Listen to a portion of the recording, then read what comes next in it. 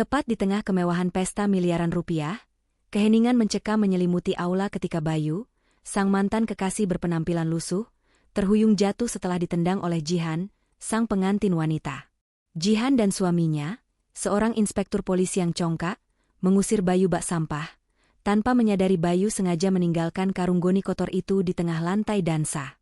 Begitu karung itu dibuka, isinya bukan bom atau sampah, melainkan tumpukan uang tunai senilai miliaran rupiah, mengubah rasa jijik para tamu menjadi kebingungan dan prasangka. Mengapa Bayu, seorang pemuda yang dihina karena kemiskinan, membawa harta sebanyak itu? Dan benarkah kado miliaran ini adalah penutup kisah cinta yang paling kejam, atau justru pembuka dari pengungkapan aib yang jauh lebih besar? Siapa sebenarnya Bayu, dan skenario apa yang ia persiapkan untuk membalas penghinaan di hari pernikahan sang mantan? Pernikahan Jihan dan Inspektur Muda Musa, bagaikan lukisan kesempurnaan sosial. Sebuah perhelatan yang mengeluarkan biaya miliaran rupiah, di mana setiap kilau kristal dan setiap helai sutra dirancang untuk menegaskan status, bahwa Jihan kini telah mencapai puncak yang ia idam-idamkan. Para tamu undangan, dari pebisnis hingga pejabat, berbisik tentang betapa beruntungnya Jihan, mendapatkan seorang perwira polisi gagah dengan masa depan yang terjamin. Jihan, mengenakan gaun putih gading yang megah, tersenyum dari atas pelaminan, senyum yang dingin dan penuh perhitungan. Ini adalah kemenangan, bukan sekadar cinta. Ini adalah pelarian dari bayang-bayang masa lalu yang lusuh. Tepat saat alunan musik orkestra mencapai crescendo paling lembut, pintu aula terbuka. Semua mata tertuju pada sosok yang masuk. Itu adalah Bayu. Penampilannya adalah penghinaan paling brutal bagi kemewahan pesta itu. Kaosnya kusam, robek, janggutnya tidak terawat, dan ia menyeret sebuah karung goni coklat besar yang tampak penuh dan kotor. Karung itu, dan aroma yang menyertainya, seketika menghancurkan ilusi kesempurnaan Jihan. Bayu, si pemulung yang dulu ia cintai, kini berdiri di pintu, memegang erat-erat sebuah rahasia yang ia rencanakan untuk meledak. Siapa orang itu? Beraninya masuk ke sini? Bisikan-bisikan mulai merayap seperti ular di bawah meja jamuan. Bayu tidak membalas tatapan menghakimi. Ia berjalan dengan langkah lambat, penuh wibawa, seolah lorong itu adalah karpet merah yang disiapkan khusus untuknya. Ia telah menanti momen ini selama hampir 3 tahun. 3 tahun membangun kekaisaran restorannya sambil merencanakan pembalasan yang akan abadi. Tujuan Bayu bukan untuk mengganggu, melainkan untuk memberikan pelajaran yang tidak akan pernah bisa Jihan lupakan, sebuah kenangan yang jauh lebih mahal daripada gaun pengantinnya. Saat Bayu mencapai anak tangga pelaminan, kerumunan tamu mulai menertawakannya, tawa hambar yang ditujukan pada kesederhanaan. Ia mendongak, menatap Jihan. Wajah Jihan memucat, senyumnya hilang. Ini bukan sekadar rasa malu, ini adalah ketakutan akan penilaian orang lain. Ia tidak takut pada Bayu, ia takut pada stigma. Selamat, Jihan, ucap Bayu, suaranya tenang, menentang sorotan ratusan lampu. Aku datang sebagai pengantin lama. Hanya ingin memberikan kado terakhir. Jihan mendengus. Bayu, jangan bercanda. Lihat dirimu. Kau kotor. Kau bau. Kau pikir kau pantas berdiri di sini? Hadiah dari orang sepertimu hanya akan mencemari pestaku. Suara Jihan lantang, menusuk, dirancang untuk menunjukkan kepada semua orang bahwa ia telah sepenuhnya meninggalkan pria ini. Ia harus menghancurkan Bayu sebelum Bayu menghancurkan citranya. Tanpa berpikir panjang, didorong oleh emosi panik dan kemarahan, Jihan mengangkat kaki dan menendang dada Bayu dengan sepatu hak tingginya. Bayu tersungkur ke belakang, karung goni itu terlepas dari pelukannya sebentar. Rasa sakit fisik itu tidak sebanding dengan luka yang telah lama membekas di hatinya. Tapi inilah yang ia butuhkan. Perlakuan kejam Jihan di depan umum telah membenarkan rencana kotornya. Ia tidak hanya menguji Jihan, ia telah memancingnya untuk jatuh ke dalam perangkap. Bayu berusaha bangkit. Sebelum ia sempat menggapai karungnya, sepasang tangan kuat telah mencengkeram lengannya. Itu adalah Musa, suaminya yang kini dikuasai amarah. Musa, dalam seragam putih kebanggaannya, menatap Bayu dengan mata menyala. Kemarahannya bukan hanya karena Bayu mengganggu pernikahan. Itu adalah kemarahan karena seorang pria rendahan berani mengancam status yang ia banggakan. Kehadiran Bayu merusak narasi kesempurnaan yang telah susah payah Musa ciptakan. Ia merasa terhina. "Kau berani membuat keributan di pesta pernikahanku?" bentak Musa, seraya menyeret Bayu dengan kasar dari pelaminan. Dua rekan polisi Musa yang hadir sebagai tamu segera maju, mengelilingi Bayu. 3 seragam aparat kini berdiri mengancam di sekitar Bayu yang lusuh. Ini adalah pameran kekuasaan, sebuah peringatan diam-diam kepada semua tamu. Inilah yang terjadi jika kau menantang otoritas. Bayu tidak melawan secara fisik. Ia hanya berusaha melindungi karungnya yang terjatuh di lantai. "Bukan keributan, Pak Inspektur. Ini kado terakhir. Aku hanya ingin memberi kado terakhir untuk mantan kekasihku," ujar Bayu, berusaha mengangkat karung itu. Namun, tubuhnya terlalu lemah saat diseret. Musa menarik kerah Bayu. "Kau pemulung menjijikan. Kau pikir karung kotor ini adalah kado? Jangan-jangan kau berniat meledakkan pesta kami? Bawa karung sampahmu dan pergi." Teriakan Musa yang lantang berhasil membuat beberapa tamu mulai mundur. Panik. Rasa jijik telah berubah menjadi ketakutan yang irasional. Bayu memang tampak seperti sampah, dan sampah seringkali menyembunyikan bahaya. Ketika Bayu akhirnya diseret keluar, ia menatap Jihan sekali lagi. Mata Bayu tidak memancarkan dendam, melainkan kesedihan yang dalam, seolah ia baru saja menyaksikan kematian terakhir dari harapan yang tersisa di hatinya. Ia tahu, dengan penghinaan ini, tidak ada jalan untuk kembali. Musa mendorong Bayu keluar dari pintu utama dan menutupnya dengan keras. Di dalam ruangan, suasana yang tadinya hening kini pecah menjadi gemuruh. Namun, kegaduhan itu segera mati ketika semua mata tertuju pada satu objek yang tertinggal di tengah lantai dansa, karung goni lusuh milik Bayu. Karung itu kini menjadi pusat perhatian yang mencekam, tergeletak kontras di samping rangkaian bunga mawar putih dan piring-piring porselen mewah. Bayu, dalam proses diseretnya, sengaja melonggarkan pegangannya, memastikan karung itu tetap berada di dalam. Ini adalah jantung dari rencana besarnya. Tamu-tamu mulai menjauh. Beberapa menutupi wajah dengan tangan, berbisik-bisik, jangan-jangan benar itu bom. Ketakutan yang ditanamkan oleh Musa kini mulai tumbuh subur. Jihan, yang tadi bangga dengan tindakannya, kini merasa cemas. Ia tidak pernah berpikir Bayu sebodoh itu untuk melakukan hal berbahaya. Tetapi karung itu kini adalah simbol dari aib yang tidak bisa ia hindari. Suasana pesta pernikahan telah berubah dari perayaan menjadi zona bahaya yang dipenuhi bisikan. Misteri kecil ini telah berhasil merusak keseluruhan alur cerita yang Jihan dan Musa inginkan. Karung itu, kotor dan tak berharga, telah berhasil menghentikan pesta miliaran rupiah mereka. Kepanikan menyelimuti aula.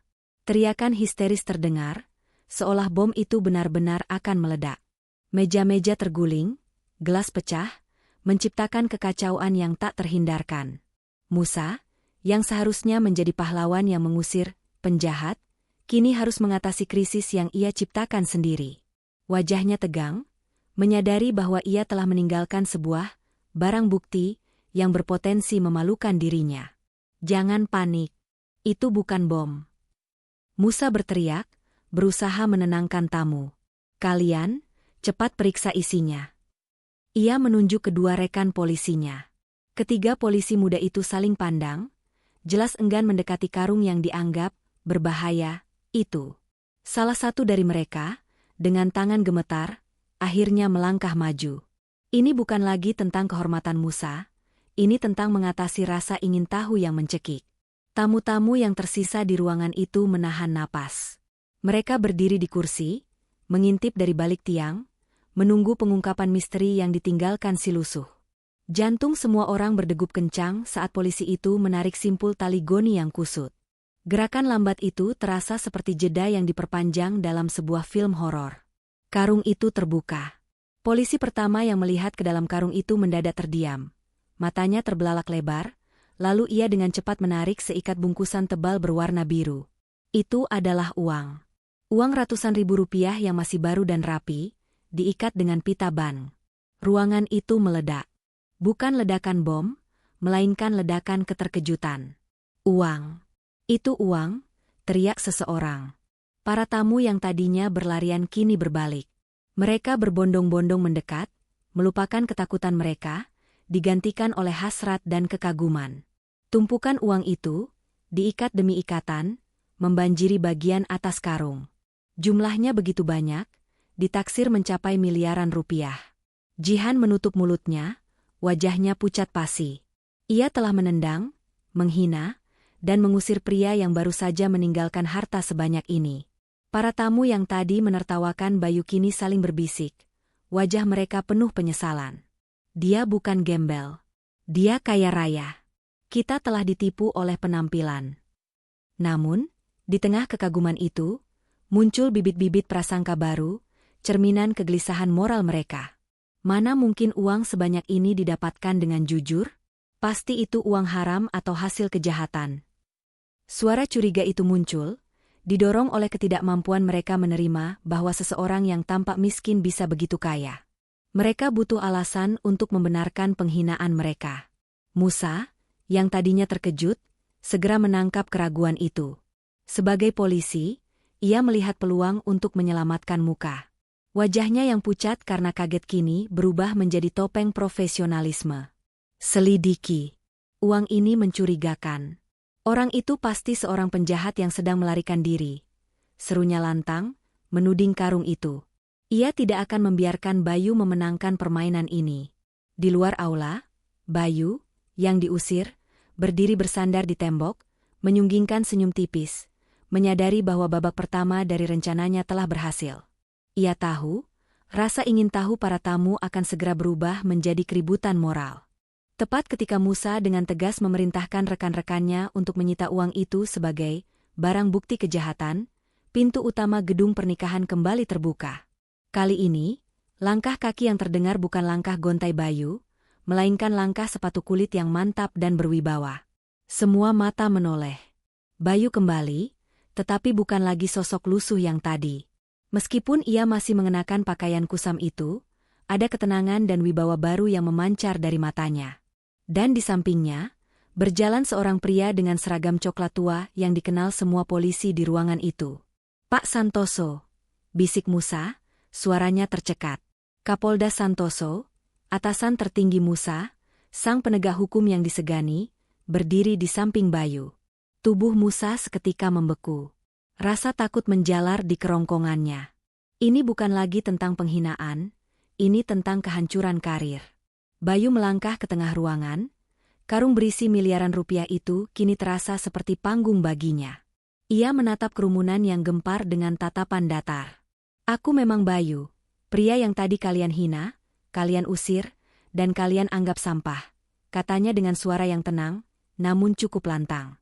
Ia menoleh sekilas kepada Kapolda Santoso, mengangguk hormat, seolah meminta izin untuk melepaskan bom naratifnya. "Aku datang bukan sebagai pemulung. Aku datang setelah menolak kekayaan keluarga dan membangun semuanya dari nol." Bayu menarik napas.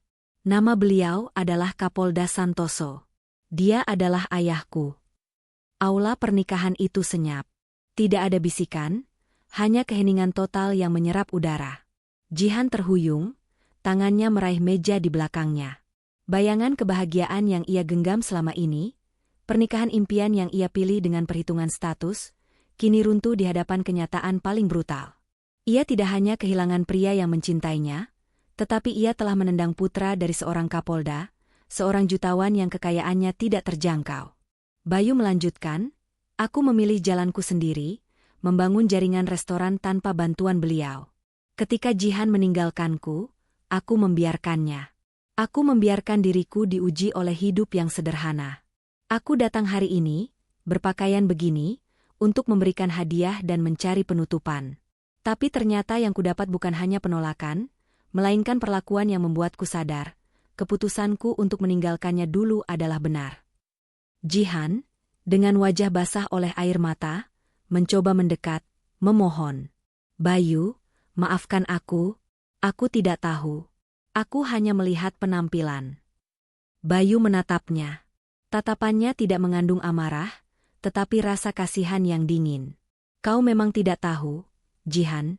Kau tidak tahu siapa aku, dan kau juga tidak tahu siapa suamimu," ucapnya, nadanya kini beralih menjadi ancaman terselubung. "Karung uang ini adalah hadiah penutupan yang kejam. Aku tahu, Setelah kau melihat ini, kau akan bertanya-tanya, apakah aku membuat kesalahan? Dan itulah hadiah dariku. Keraguan abadi. Ia kemudian menoleh sepenuhnya ke arah Musa, yang kini hanya bisa menunduk, gemetar. Bayu telah mencapai klimaks dari rencananya.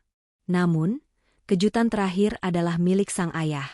Kapolda Santoso melangkah maju, seragamnya memancarkan otoritas tak terbantahkan. Suaranya memecah keheningan yang tersisa. Semua orang dengarkan. Kedatangan saya di sini bukan hanya untuk menemani putra saya. Saya di sini untuk menegakkan hukum. Santoso menatap tajam ke arah Musa. Inspektur Musa, katanya dingin. Selama ini, kami telah mengumpulkan bukti. Dugaan pungli, penyalahgunaan wewenang, dan menerima suap telah terbukti tak terbantahkan. Santoso memberi isyarat kepada dua petugas berseragam lain yang tiba-tiba muncul di dekat pintu. Hari ini juga, kau resmi ditahan. Ruangan itu kembali gempar. Pernikahan itu telah berubah menjadi skandal penangkapan yang memalukan. Musa meronta, berteriak bahwa ini adalah fitnah, namun cengkeraman kedua petugas itu terlalu kuat. Jihan, yang tadi menangisi penyesalannya, kini menjerit putus asa. Gaun pengantinnya yang putih bersih, simbol kemurnian yang ia harapkan, kini ternodai oleh air mata dan aib suaminya. Pria yang ia pilih demi status ternyata adalah seorang kriminal. Bayu memandangi Jihan yang hancur. Ia tidak merasa puas. Ia hanya merasa hampa. Rencana balas dendamnya berjalan sempurna, tetapi tidak memberikan kebahagiaan. Bayu meraih karung goni berisi uang yang tergeletak. Aku datang untuk memberikan hadiah terakhir ini sebagai penutup kisah kita. Jihan, ucapnya lembut, namun tegas. Tapi setelah kau menendangku, menghinaku, dan memilih hidup yang salah, uang ini tidak lagi pantas menjadi kenangan. Aku menariknya kembali. Keputusan Bayu ini adalah tindakan yang paling kontroversial. Miliaran rupiah yang bisa menyelamatkan Jihan dari kehancuran finansial dan sosial, kini ditarik kembali olehnya, bukan karena dendam, tetapi untuk menekankan jurang status yang tak teratasi di antara mereka. Ia tidak ingin uangnya membersihkan dosa Jihan. Karung itu, dan kekayaannya, kini akan ia sumbangkan ke panti asuhan, karena bagi Bayu, uang itu lebih layak untuk anak yatim daripada untuk Jihan. Jihan runtuh di pelaminan, merangkul gaunnya yang kotor. Penyesalan yang ia rasakan bukan hanya karena kehilangan Bayu, tetapi karena ia kehilangan masa depan yang didorong oleh keserakahan. Ia telah menilai pria hanya dari sehelai kaos robek dan sebuah karung goni. Bayu tersenyum tipis, senyum yang menunjukkan ia telah bebas dari masa lalu.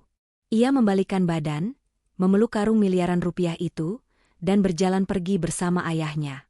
Pernikahan itu berakhir bukan dengan janji suci, melainkan dengan bunyi borgol, tangisan penyesalan yang kejam, dan kehancuran reputasi. Bayu mendapatkan keadilannya, tetapi dengan harga membiarkan mantan kekasihnya tenggelam dalam aib yang ia ciptakan sendiri. Pertanyaannya kini adalah, apakah aksi Bayu adalah keadilan yang setimpal, ataukah itu adalah bentuk balas dendam tersembunyi yang lebih kejam daripada penghinaan Jihan? Di penghujung cerita, kita melihat kehancuran total. Jihan kehilangan segalanya, suaminya ditangkap karena kejahatan, sementara Bayu pergi dengan wibawa, membawa kembali kado miliaran yang ia tarik kembali, meninggalkan mantan kekasihnya tenggelam dalam penyesalan abadi. Kisah ini adalah cerminan ironis betapa buruknya kita menilai seseorang hanya dari kemasan luar, sementara kebenaran dan harga diri sejati tersembunyi di baliknya.